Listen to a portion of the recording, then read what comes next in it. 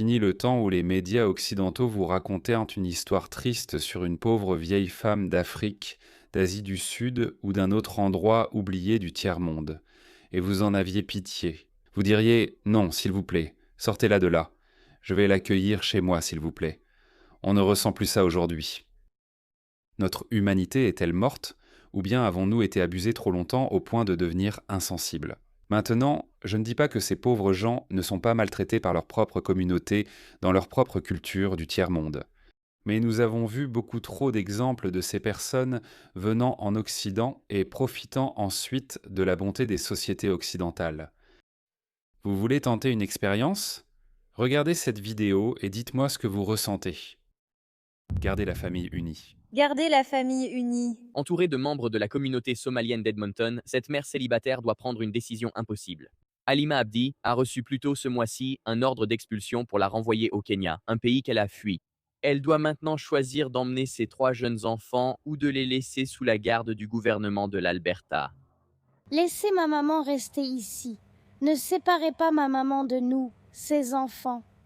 Abdi est arrivée au Canada en 2017 ayant fui les tueries visant des Somaliens, dont son frère. Pour la seconde fois, elle lutte pour rester dans le pays où elle a trouvé refuge. C'est une Somalienne, n'est-ce pas? Je me sens comme... J'étais un peu plus forte avant, mais maintenant je deviens plus faible parce que je suis la seule à m'occuper de mes enfants.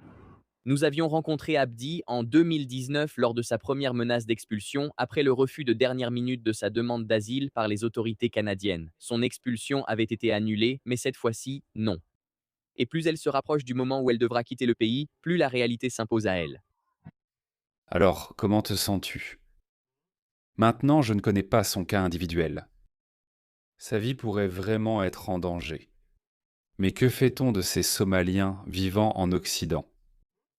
Finalement, tout se résume à qui se lave les fesses après avoir chié. Et si tu parles des Somaliens, de comment nous sommes des pirates, des arnaqueurs et tout ça, au moins nous, on se lave les fesses après avoir chié. Pourquoi te laver les fesses si leurs fesses sales valaient mieux que ton visage? Que faire avec ces gens-là? Regarde celui-là, ce Somalien.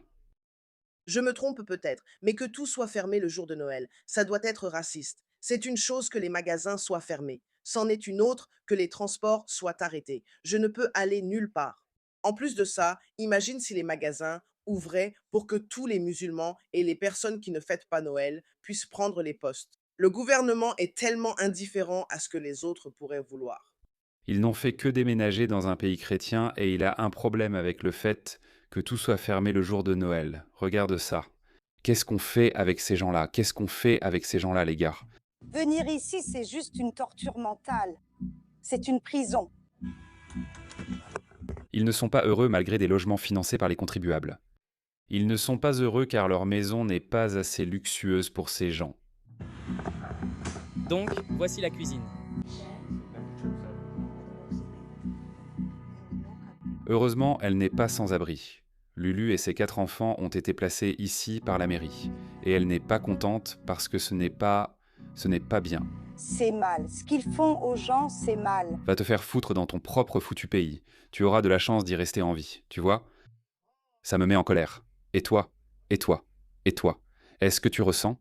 Est-ce que maintenant tu as de la peine pour cette femme que j'ai montrée au début? Celle-ci? Ouais. Tu regardes? Comme je l'ai dit, je ne doute pas qu'elle puisse être en danger si elle est renvoyée dans son pays. Mais ces gens devraient être à genoux chaque jour, se réveiller et dire merci Canada. Merci Australie, merci Amérique. Chaque jour ici est une bénédiction. Mon Dieu, j'aime ce pays. Mais non, ce n'est pas ce qu'ils disent.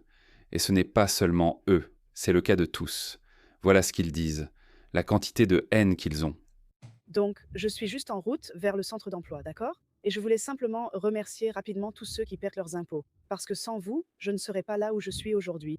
Comme le fait que je peux encore sortir et vaquer à mes occupations et être payé sans rien faire du tout grâce à ceux qui travaillent et paient leurs impôts, je ne pense pas avoir jamais dit merci. Donc sincèrement, Du fond du cœur, merci beaucoup. Et comme c'est généreux de sa part. Elle est sarcastique au fait. Mais au lieu de dire merci chaque jour, voilà ce que tu vois. Regarde-les. C'est honteux. Tu manques de respect ici. Non, non, non, non. Tu as manqué de respect à cet endroit. Elle est entrée dans une église.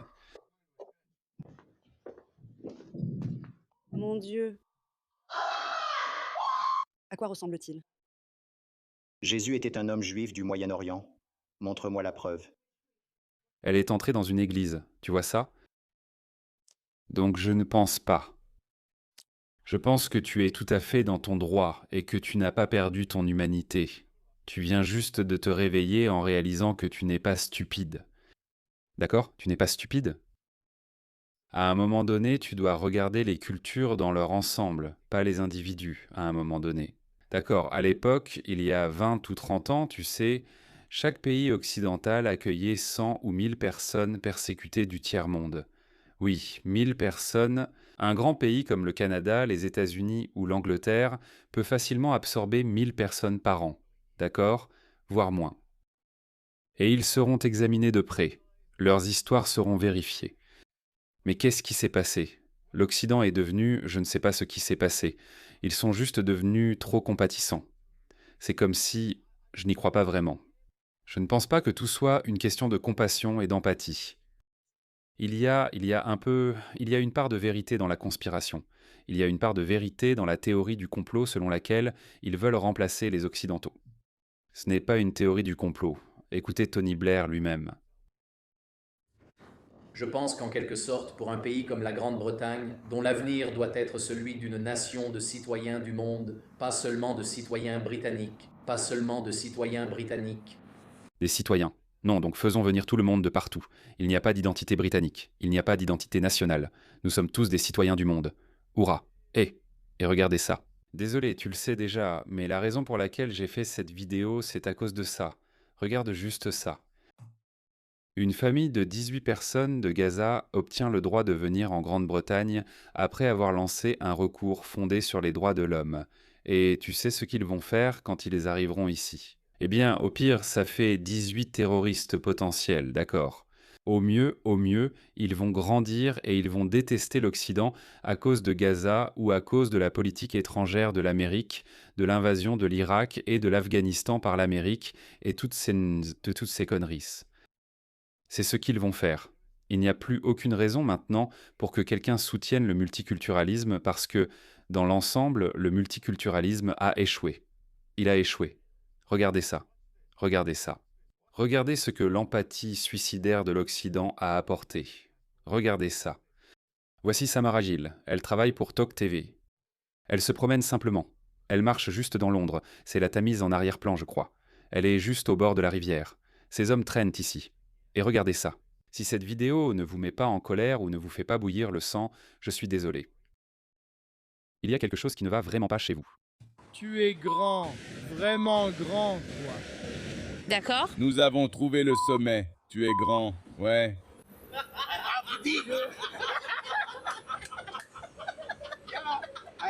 Waouh. Waouh. Comment passe-t-on de ne sifflez pas les femmes, ne les fixez pas plus de 2 secondes à ça? Eh bien, ça ne me surprend pas. Il dit qu'il a une grosse bite et que tu as une grosse chatte et qu'il va la mettre dedans. Et ils rient tous et se moquent. Ce sont les gens que tu fais venir. Ce sont ces gens-là. Ce sont 2 Nord-Africains. Honnêtement, ça en a tout l'air. Certains hommes plus âgés semblent gênés, même accompagnés de leur mère. Je ne sais pas, je pense qu'ils sont gênés, mais ils ne les empêchent pas de continuer. Ils sont juste embarrassés en se disant « Les gars, on dit ça. On dit ça en privé. On ne dit pas ça devant la caméra. Mon Dieu, pauvre Samara. » J'ai une idée. Honnêtement, ça ressemble à une sorte de menace sexuelle envers moi. C'est lui qui boit vraiment de la bière.